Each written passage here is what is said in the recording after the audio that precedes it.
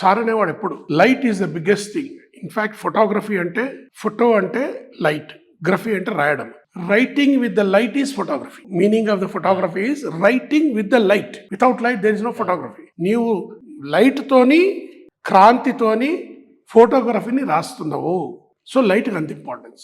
Observe చేయమనేవాడు. Morning evening lights observe చేయండి, మీరు షాడోస్ అబ్జర్వ్ చేయండి. ఫోటోగ్రఫీ చేయాలంటే 45 degrees లైట్ ఉన్నప్పుడే చేయాలి.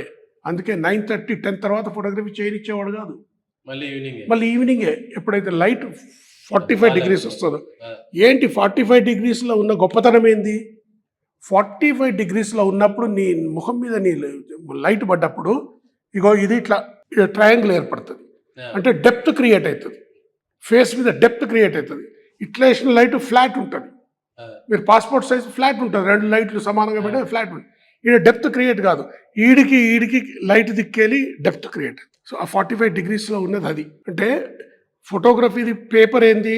ఒక్కటే ఫ్రేమ్, ఒకటే సైడ్ ఉంటుంది. అది 3 dimensional single dimension paper. 3 dimensions దాంట్లో తీయాలంటే you have to use light only.